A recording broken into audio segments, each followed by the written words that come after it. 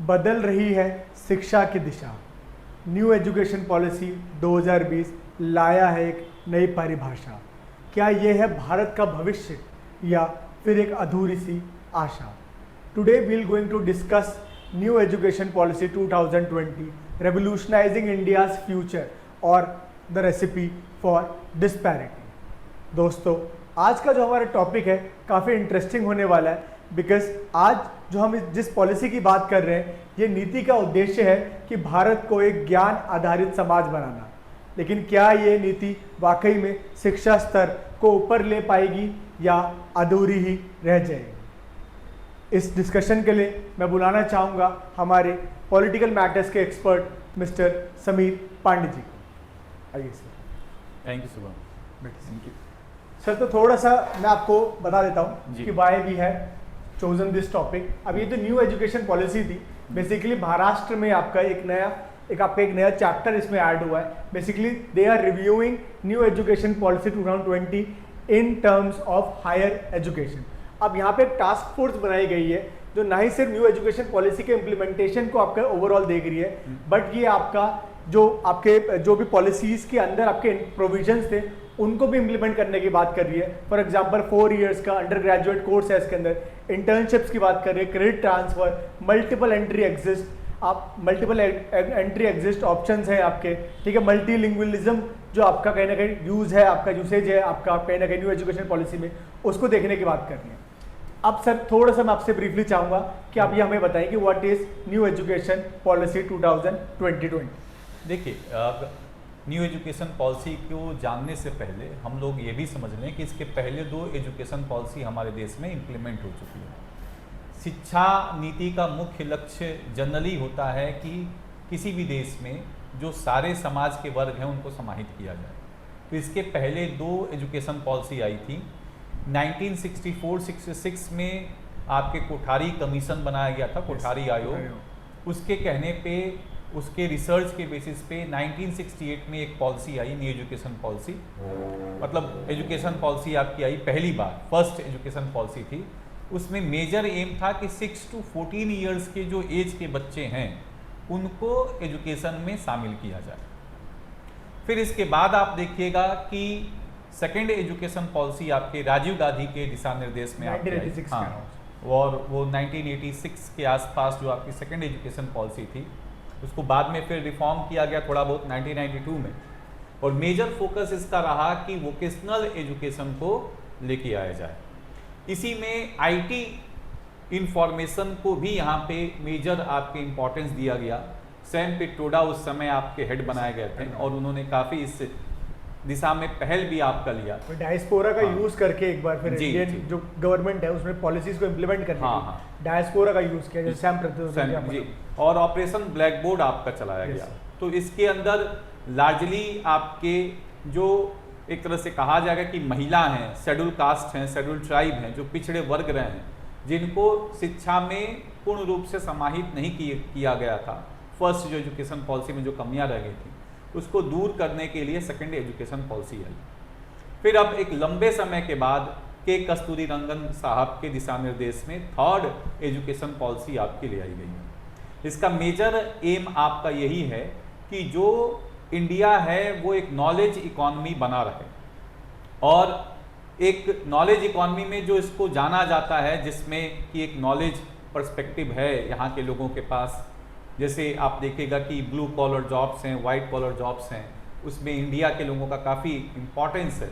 वो एज हमारे देश में बना रहे। जो डेमोग्राफी बल्ज है उसको डेमोग्राफी डिविडेंड में हम ट्रांसफ़र कर पाएँ, इसलिए न्यू एजुकेशन पॉलिसी को ले आने का प्रयास किया गया। ये थर्ड आपका पॉलिसी है, तो ये आप देख सकते हैं। अब देखिए, इसमें सर थोड़ा सा मैं आपको ये बता दूं कि बेसिकली यहाँ पे जो फाउंडेशनल पिलर्स हैं आपके, वो एक्सेसिबिलिटी पे रखा गया है कि एजुकेशन को आप एक्सेसिबल बनाए ज़्यादा से ज़्यादा। इक्विटी की बात करी गई है कि मोस्टली आपका जो डीपर पेनिट्रेशन एजुकेशन सिस्टम की वो लेके आई जाए। क्वालिटी पे बात करी गई है, अफोर्डेबिलिटी एंड अकाउंटेबिलिटी की बात करिए कि एजुकेशन या शिक्षा क्षेत्र को अफोर्डेबल बनाना है कि घर घर तक आपके एजुकेशन पहुंचे, लिटरेसी पहुंचे। और इसका हमें आपका एक अचीवमेंट भी देखने को मिलता है सर यहाँ पे कि ये जो अफोर्डेबिलिटी इक्विटी की बात कर रहे हैं, तो इसमें हमारे देश में जैसे फॉर एग्जांपल आपका जो लक्षद्वीप है आपका फर्स्ट लिटरेट आपका स्टेट बन गया, लद्दाख जो है आपका 100% लिटरेसी आपका अचीव कर लिया है। अभी ऐसी नॉर्थ ईस्ट का त्रिपुरा आपका है, मिजोरम है, तो ये सारे भी शहर आपका कहीं ना कहीं आपके बढ़ रहे हैं इसके ऊपर। अब यहाँ पे ये जो मिनिस्ट्री ऑफ एजुकेशन है वो आपका कहीं ना कहीं इसको इम्प्लीमेंटेशन आपका देख रेख पूरा ये कर रही है। अब this is also this policy whole policy is aligned with 2020 का जो हमारा एजेंडा है आपका, जैसे आपका 2030 का जो आपका सस्टेनेबल डेवलपमेंट का हमारा जो एजेंडा है, जिसमें आप SDG 4 की बात करते हैं तो क्वालिटी एजुकेशन की बात करते हैं, तो उसी से कहीं ना कहीं आपके अलाइंड ये आपका है। अब मेजरली जो मेरे को इस पे जानना है आपका कि ये आपका जो न्यू एजुकेशन पॉलिसी है, how it is different from earlier policy. जैसे आपने जिक्र करा कि 1964 की पॉलिसी थी, 1986 की पॉलिसी थी, तो यहाँ पे क्या डिफरेंस हमें देखने को मिलता है इस न्यू एजुकेशन पॉलिसी में? देखिए, जो न्यू एजुकेशन पॉलिसी आपका इस बार ले आया गया है, ये जो सस्टेनेबल एजेंडा है उसके कई सारे गोल से अलाइन करता है। जैसे गोल 3 है, गोल 4 है, गोल 8 है, गोल 10 है, इन सबों से अलाइन करता है।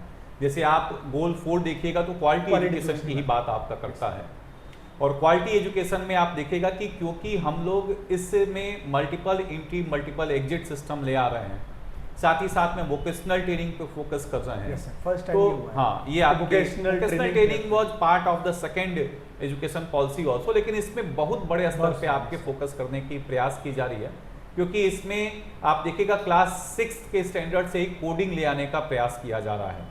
तो जो कोडिंग जब बच्चा सीखेगा, कंप्यूटर के नॉलेज में कोडिंग करेगा, तो एक एज डेवलप कर सकता है, और वो कोडिंग से मल्टीपल आपके जॉब अपॉर्चुनिटीज आपकी तो कहीं ना कहीं सर हम ये कह सकते हैं कि new education policy is basically aligning with industrial revolution 4.0 demands. जी, तो जैसे आपके AI है, डीप मशीन लर्निंग, तो उनकी डिमांड्स को कैटर करने के लिए न्यू एजुकेशन पॉलिसी आपका है।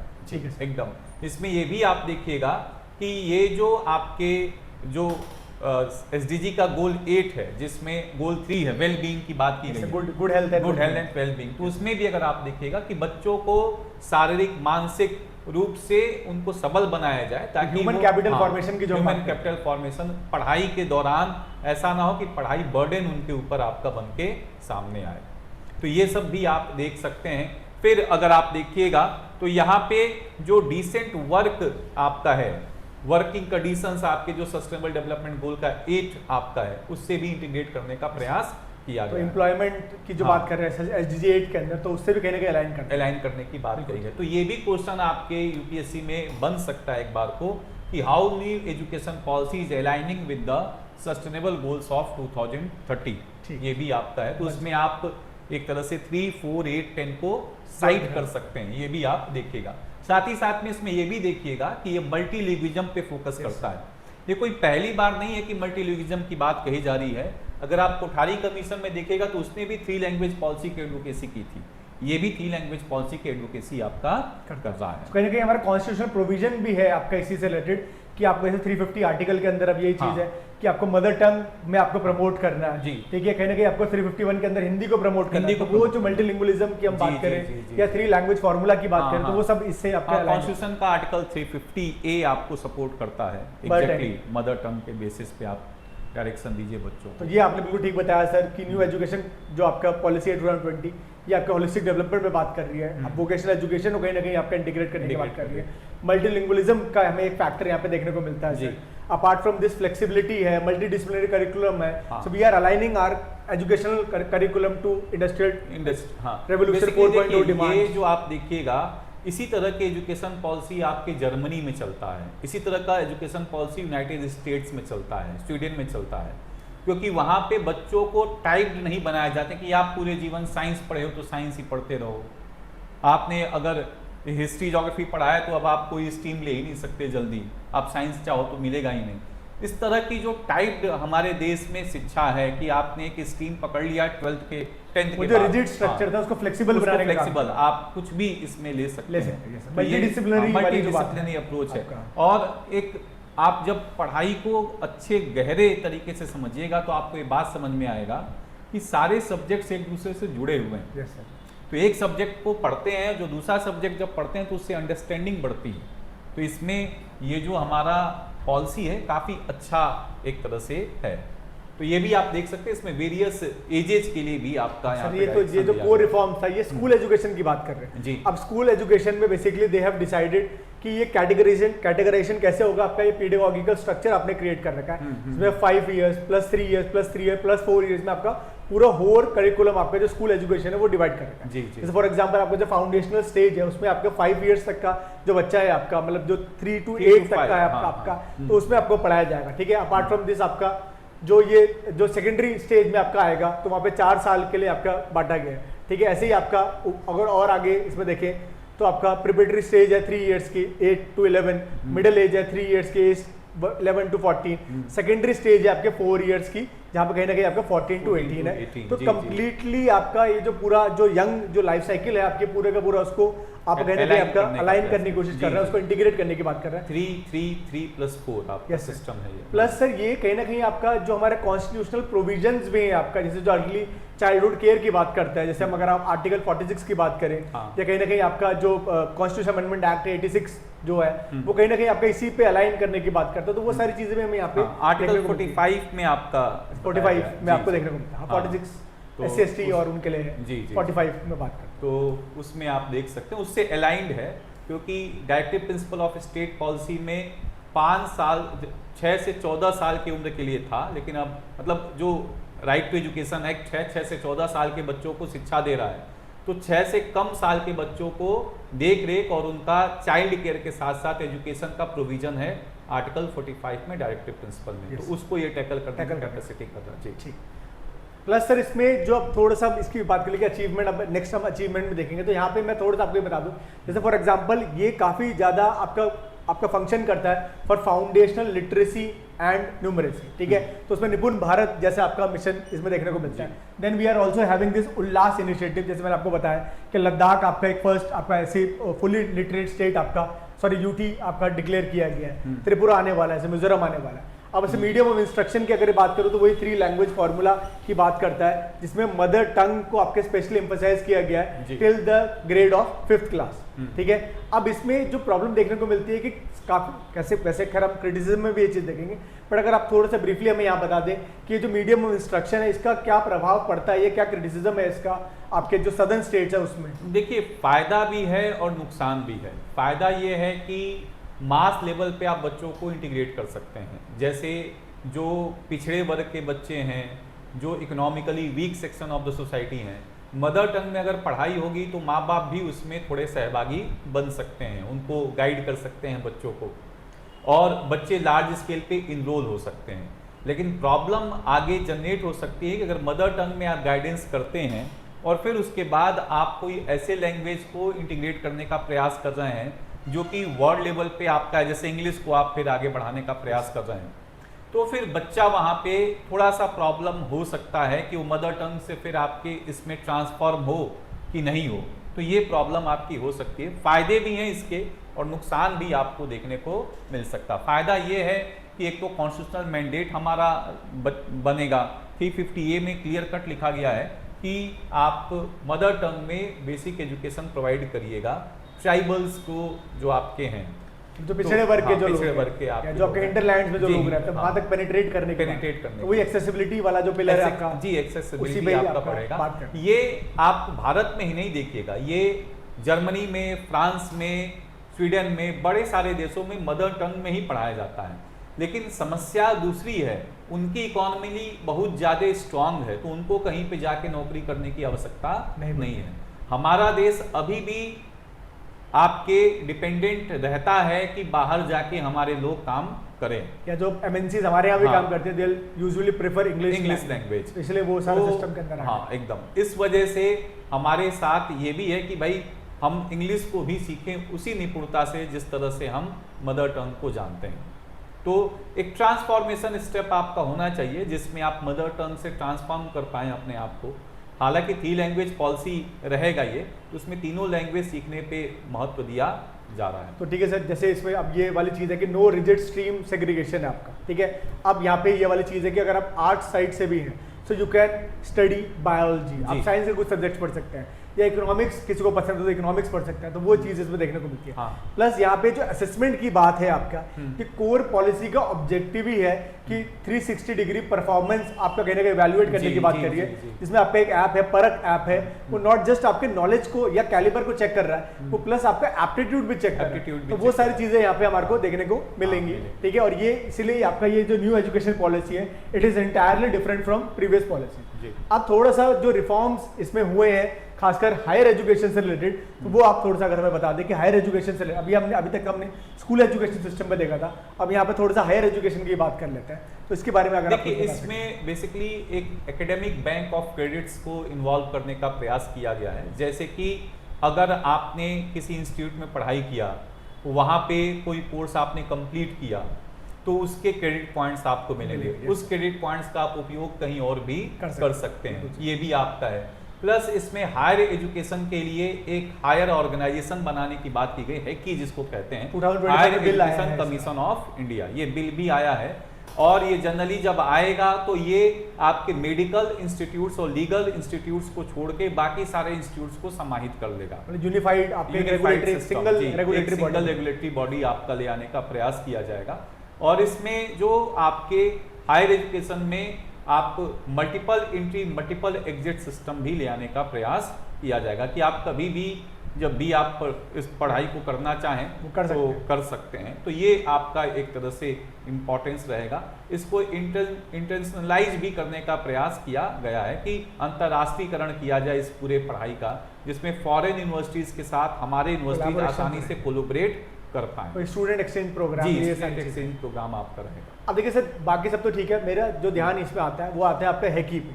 अब ये जो आपका हायर एजुकेशन जो आपका कमीशन बनने वाला, अब देखिए यूजीसी से रिलेटेड बहुत सारी प्रॉब्लम्स थी, ठीक है, इनका ब्यूरोक्रेटिक स्ट्रक्चर था। अब ये क्या हम ये मान सकते हैं कि हैकी के आने से ये थोड़ा स्पेशलाइजेशन पे चला जाएगा, या अभी भी इसको भी आपका ब्यूरोक्रेसी संभालेगा? देखिए, ये तो बनने के बाद जब ये ऑर्गेनाइजेशन काम करेगा तभी इसका एक तरह से आप पता चलेगा बिल के अंदर क्या क्या प्रोविजंस हैं, क्योंकि ऑर्गेनाइजेशंस बनते हैं और बनने के साथ काम करने में समय लेते हैं। लोकपाल लोकायुक्त बन गया, क्या वो काम कर रहा है हमारे देश में? तो हैकी बनेगा, किस रफ्तार से काम करेगा, क्या काम कर पाएगा, क्या उतनी स्वायत्ता मिलेगी, प्रोविजंस क्या है इसके, उस पर सारा निर्भर करेगा। बट इसको कहीं ना कहीं हम ये कंसीडर तो कर सकते हैं कि it is an upgraded version of, एकदम सुधार के लिए ही ले आया गया है, तो सुधार तो होगा ही होगा। ठीक है सर, तो नेक्स्ट अब जो हमारा है वो की अचीवमेंट्स की हमने बात करी। तो की अचीवमेंट्स में पहला अचीवमेंट यही है कि मदर टंग बेस्ड आपके एजुकेशन करिकुलम रिफॉर्म्स है, जिसमें आपकी एक्सेसिबिलिटी आपके बढ़ गई, डीपर पेनिट्रेशन एजुकेशन का बढ़ गया, और ये कहीं ना कहीं आपका जो एनएफएचएस 5th का जो डेटा था उसमें हायर लिटरेसी रेट देखने को मिला एज कम्पेयर टू 2011 सेंसस। बाकी अब नेक्स्ट ईयर जब सेंसस होगा तो और अच्छे से डिटेल्ड वर्जन में आपको इसका देखने को मिलेगा। इंक्लूसिविटी की बात करूं तो 1.15 लाख स्टूडेंट्स आपके कहीं ना कहीं आपके इंक्लूड हुए हैं इसके अंदर, ठीक है। तो और खासकर आपके जो डिसएडवांटेज ग्रुप्स थे, जैसे आपने एसटीज बताए आपके, ये जो और भी आपके जो पिछड़े वर्ग के लोग हैं वो सारे के सारे आपके यहाँ पे जुड़े हैं, ठीक है। फाउंडेशन लिटरेसी एंड न्यूमरेसी की बात करें तो 4.2 करोड़ स्टूडेंट्स आपके अक्रॉस 8.9 लाख स्टूडेंट आपके स्कूल्स के अंदर आपका कहने के निपुण भारत के अंदर एनरोल्ड है। उनकी साक्षरता का जो आपका लेवल है वो देखने को इंक्रीज देखने को मिला है। फिर टीचर ट्रेनिंग का अचीवमेंट है आपका कहीं ना कहीं निष्ठा जैसा आपका प्रोग्राम है आपका, जो कहीं ना कहीं आपका रेगुलर बेसिस पे आपको टीचर ट्रेनिंग देता है कि so that you can be aligned with the new curriculum, कहने के करंट डायनेमिक्स को आप फॉलो करते हुए चीज़ों को देख सके, कर सके, स्टूडेंट्स तक उनको पहुंचा सके। फिर मल्टी डिसिप्लिनरी वाली चीज़ हमने डिस्कस कर ही लिया ऑलरेडी। अब यहाँ पे जो प्रॉब्लम देखने को मिलती है वो है CUET से रिलेटेड, बिकॉज अब एक ऐसे ही कॉमन टेस्टिंग एग्जाम बना दिया है फॉर आपका कहीं ना कहीं आपका फॉर एंटरिंग एनी कॉलेज। तो ये CUET पे बड़ी सारी समस्या है, तो अगर आप उसके बारे में हमें कुछ बताएं। CUET की समस्या अगर आप देखिएगा तो भारत में एक चुनौती है कि अगर आप ऑल इंडिया लेवल पे एग्जामिनेशन कराते हैं तो education is not a union list, ये आपके संघ सूची का विषय नहीं है, इसमें राज्य का भी अपना कंकरेंट लिस्ट का पार्ट है। और इसमें राज्य कहते हैं कि हमारी जो सीमित संप्रभुता है उस पर आप आक्षेप कर रहे हैं। खासकर अभी आप देखेंगे तमिलनाडु ने बड़ा विरोध किया, वेस्ट बंगाल विरोध कर रहा था, केरला विरोध कर रहा था कि हम इस तरह के नीट या आपके तो नीट को भी उन्होंने पहले विरोध नीट का ही विरोध किया मेजर उन्होंने। अब CUET भी क्या है, ऑल ओवर इंडिया एग्जामिनेशन है, तो ऑल ओवर इंडिया एग्जामिनेशंस की अपनी कॉम्प्लेक्सिटीज हैं, पेपर आउट होता है, सारे एग्जामिनेशंस कैंसिल हो जाते हैं। अभी आपने देखा एक पेपर आउट हुआ, नीट का पेपर लीक हुआ, CUT में भी कुछ शिकायत आपकी आई हैं। तो इस तरह के आपके प्रॉब्लम्स रहेंगे, लेकिन ये ऑल ओवर इंडिया एग्जामिनेशन कराना भी जरूरी है, क्योंकि जब आपको सेंट्रल यूनिवर्सिटीज में एडमिशन देना है तो there should be proper ranking of those students who are all at all India level. वो तभी पॉसिबल है जब ऑल इंडिया एग्जामिनेशन आप कराइएगा। तो वो टेक्निकल ग्लिचेज को छोड़ दिया जाए तो ये एग्जामिनेशंस में जरूरी है भारत के रैंक को ले आने के लिए। अब IIT तो ऑल ओवर इंडिया लेवल पे है, तो ऐसे एग्जामिनेशंस आपके कराने अनिवार्य हो जाते हैं। अब नेक्स्ट देखते हैं सर, क्रिटिसिज्म पे आए थे। मेजरली अभी अब तक हमने अचीवमेंट देख लिया। क्रिटिसिज्म के बारे में अगर आप हमें बताएं, बेसिकली यहाँ पे मैं आपको मेजर बताया था कैसे यहाँ पे क्रिटिसिज्म क्या है कि एम्फेसिस ऑन प्राइवेटाइजेशन है। कहीं ना कहीं आपका न्यू एजुकेशन पॉलिसी आने से प्राइवेटाइजेशन पे आप आ जाएंगे। फिर सेंट्रलाइजेशन ऑफ पावर, जैसे आपने बताया कि कॉन्करेंट लिस्ट का पार्ट है, तो सेंट्रलाइजेशन ऑफ पावर कहीं ना कहीं देखने को मिलती है। फिर लैक ऑफ क्लैरिटी इम्प्लीमेंटेशन पे कंसल्टेशन की प्रॉब्लम है अभी भी हमारे देश के अंदर। एजुकेशनिस्ट आपके जो कंसल्टेंट्स हैं उसकी कमी है आपका। फिर कोऑर्डिनेशन में कहीं ना कहीं प्रॉब्लम है, तो इसको थोड़ा और इलैबोरेट करके आप देखिए। इसमें जनरली अगर आप देखिएगा न्यू एजुकेशन पॉलिसी में मेजर आपकी समस्या ये भी है कि हमारे पास जो GDP पे एक्सपेंडिचर है वो लगभग आपके 2% के या 2.5% के आसपास आपका है, और जिस तरह का एजुकेशन पॉलिसी हम बनाना चाह रहे हैं उसके लिए 6% एक्सपेंडिचर करना आइडियल वही है सर, 6% ऑफ GDP होना चाहिए। उतना एक्सपेंडिचर हम करते नहीं, तो ये एक मेजर समस्या है। दूसरा मेजर समस्या अगर आप देखिएगा तो इसमें ये भी है कि जो आपके सेंटर है और स्टेट, इसमें कन्फ्लिक्ट होने की पॉसिबिलिटी है। फिर आपके जो फेडरलिज्म का, संघवाद का जो आपका सिद्धांत है वो इसमें चुनौती में आता है। ये भी समस्या फेडरल टेंशन आपको देखने को मिलेगा। इसमें ये भी समस्या है कि जो डिजिटल विभाजन है, क्योंकि आप क्या कर रहे हैं, कोडिंग करवाइएगा क्लास 6 से, कंप्यूटर का लार्ज स्केल पे यूज करिएगा, IT का यूज करिएगा, बड़े सारे नॉलेज ट्रांसफॉर्मेशन आप एप्लीकेशन के थ्रू दीजिएगा। तो जो समाज के पिछड़े वर्ग हैं, गांव के लोग हैं, दूर दराज के लोग हैं, already they are digitally challenged, मतलब डिजिटल चुनौतियां हैं। इंफ्रास्ट्रक्चर प्रेजेंट नहीं है सर, इंफ्रास्ट्रक्चर प्रेजेंट नहीं, अभी भी बिजली हर जगह पहुंच गया, क्या 24 घंटे अवेलेबल है? तो उन सब चीजों में वो डिजिटल डिवाइड हो सकता है और दूरी बढ़ा दे।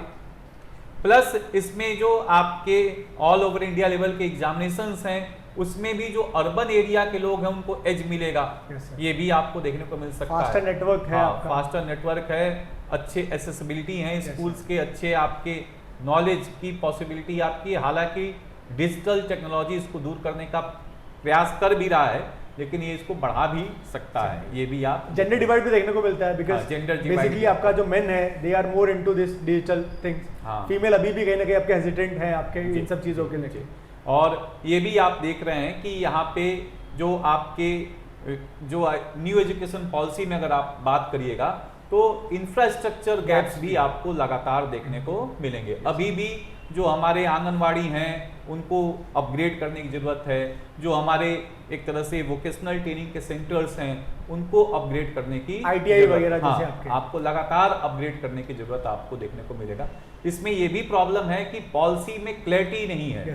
NEP को कैसे इम्प्लीमेंट किया जाएगा, ये प्रॉपर रोड मैप अभी आपको नहीं देखने को मिल रहा है। ये भी आपका प्रॉब्लम आपको देखने को मिलेगा। तो ये आपका सारी समस्याएं एक तरह से देख सकते हैं। अब देखिए सर, अब लास्ट जो हमें टॉपिक इसमें डिस्कस करना वो है कि what steps does we need in order to strengthen new education policy 2020। अब उसमें यह है कि आपका अभी भी कहीं ना कहीं we are having lack of investment in research and development. भले ही नीति आयोग आपका काफ़ी अच्छा काम कर रहा है, अटल इनोवेशन मिशन के अंदर अच्छा काम कर रहा है, बट फिर भी आपका lack of research and development हमारे देश के अंदर है। तो यहाँ पे इन्हांस करने की बात है आपका रिसर्च एंड इनोवेशन को, खासकर आपका कहीं ना कहीं टीचर्स को अपग्रेड करने की ज़रूरत है कि वो ज़्यादा से ज़्यादा चीज़ों को सिर्फ रटवाने में या आपका जो विश्वास ना करे, आपका प्रैक्टिकल एप्लीकेशन पे बात करें। डिजिटल इंफ्रास्ट्रक्चर को कहीं ना कहीं अपग्रेड करने की जरूरत है आपको कहीं ना कहीं, कि जिससे कि आपका पेनिट्रेशन आपका हो अच्छे से एजुकेशन सिस्टम का। जैसे स्वयं ऐप है आपका, ठीक है, ई शोध सिद्धू है आपके, बहुत सारे आपके ऐप्स जो हैं वो कहीं ना कहीं आपका डिजिटल जो टेली एजुकेशन की बात है वो करते हैं। फिर टीचर ट्रेनिंग में कहीं ना कहीं अभी भी हमारे देश के अंदर प्रॉब्लम देखने को मिलती है। आपके काफ़ी सारे जैसे स्टेट्स है, बिहार, यूपी, जहाँ पे टीचर्स आपके प्रॉपरली ट्रेंड नहीं है, उनको अगर आपके टेस्टिंग करा जाए तो उनको चीज़ें जो बेसिक जो फाउंडेशनल न्यूमरेसी एंड लिटरेसी है वो उसकी नॉलेज नहीं है, हाँ। तो वो आपको टीचर ट्रेनिंग को आपको रेगुलर करना पड़ेगा। आपका कहीं ना कहीं आपका ऑन साइट ट्रेनिंग देने की बात इसके अंदर आपको लेके आनी पड़ेगी। इंटरडिसिप्लिनरी कोलैबोरेशन में आपको नॉट जस्ट आपको सिर्फ मल्टी डिसिप्लिनरी कोर्सेज रखने हैं, बट एजुकेटर्स, काउंसलर्स, इन सब का भी कहीं ना कहीं एक आपको समावेश यहाँ पे देखने को करना है। अब देखिए ये सब चीज़ें तो सर आपके ठीक हो जाती है, बट हमें जो लास्ट में आपसे ये जानना है आपका कि ये जो न्यू एजुकेशन पॉलिसी 2020 है ये कितनी कारगर आपके साबित होगी, आप इस पे अगर थोड़ा सा हमें बताएं। देखिए एकदम ये जो न्यू एजुकेशन पॉलिसी आपके ले आई गई है, ये आने वाले समय में काफ़ी आपके रिफॉर्म ले आएगी एजुकेशन के सेक्टर में, और ये देखने को मिलेगा कि हम जो वर्ल्ड लेवल का एजुकेशन सिस्टम उसके साथ इंटीग्रेट कर पाएंगे अपने आप को। तो ये एसेसिबिलिटी को भी इंक्रीज करेगा, हमारे नॉलेज डायनेमिक्स को भी इंक्रीज करेगा, और जिस तरह का हम लोगों का एजुकेशन सिस्टम है उसमें हम लोग बीपीओ पे ज़्यादा काम कर पाएँ, business process outsourcing, knowledge process outsourcing. लेकिन अभी भी जिस तरह का नॉलेज हब भारत को बनना है, जो कि अमेरिका एक तरह से रिकॉग्नाइज्ड है, जर्मनी एक तरह से रिकॉग्नाइज्ड है, स्वीडन रिकॉग्नाइज्ड है, आपके यूरोप के बड़े सारे देश रिकॉग्नाइज्ड है, उस तरह की नॉलेज अभी भी लैकिंग है हमारे देश में। डेमोग्राफी बल्ज तो है हमारे पास, जनसंख्या है, लेकिन जनसंख्या का सदुपयोग अभी भी नहीं हो पा रहा। ना तो हमने लार्ज स्केल पे कोई गूगल की तरह सर्च इंजन बनाया है, ना तो हमारे पास कोई एप्पल की तरह मोबाइल बनाने की इनिशिएटिव तो स्टार्ट हो गया, क्योंकि वो हाँ। जो 16 बिट का प्रोसेसर हमने डेवलप हाँ, कर लिया है। वो धीरे धीरे इसी सब चीज़ों को आगे बढ़ाने के लिए, इन्हीं सब चीज़ों में एज ले आने के लिए, ना तो हमारे पास सर्च इंजन है, ना तो हमारे पास कोई ऐसी मल्टीनेशनल कंपनी है जो विश्व पटल पे एकदम नायाब तरीके से हो। जितनी भी मल्टीनेशनल कंपनीज आप दिखेगा भारत की, चाहे TCS हो, चाहे विप्रो हो, चाहे आपके इन्फोसिस हो, all these are more of KPO Yes, और BPO। Yes, sir. BPO तो नहीं, Outsource करते KPO ही आप बोल सकते हैं, नॉलेज प्रोसेसिंग, नॉलेज प्रोसेस। इनको एक बड़े स्तर पे ट्रांसफॉर्म करना है तो बच्चों को कोडिंग बचपन से ही सिखानी पड़ेगी, कंप्यूटर का अच्छा नॉलेज देना पड़ेगा। अब तो just not just computer sir, quantum computers आ गए, हर तरह की ज्ञान आपको देनी पड़ेगी, मॉडर्नाइज करना पड़ेगा एजुकेशन सिस्टम को, तभी जाके हम इसमें कारगर हो पाएंगे। तो उस डायरेक्शन में अच्छा स्टेप आपको देखने को मिलेगा, बशर्ते कि जो कमियां हैं इसके अंदर, जैसे डिजिटल डिवाइड है, जेंडर डिवाइड है, जो हमारा एक्सपेंडिचर है, जो ग्रॉस इकोनॉमिक एक्सपेंडिचर है आपके एजुकेशन पे, उसको टैकल किया जाए, उसको बढ़ाया जाए, तब जाके हम इसमें सक्षम हो पाएंगे। अदरवाइज ये भी पॉलिसी बन के पॉलिसी पैरालिसिस का शिकार हो जाएगा। तो ठीक है दोस्तों, आपने देखा न्यू एजुकेशन पॉलिसी और उससे रिलेटेड तमाम उसके एस्पेक्ट्स जो ना सिर्फ आपके prelims exam point of view से इंपॉर्टेंट है, बट मेंस के लिए भी आपके काफ़ी इंपॉर्टेंट है। सो ऐसे ही टॉपिक्स के लिए हमारे साथ बने रहिएगा। आज के लिए फिर इतना ही, धन्यवाद। ठीक है, thank you sir. Thank you.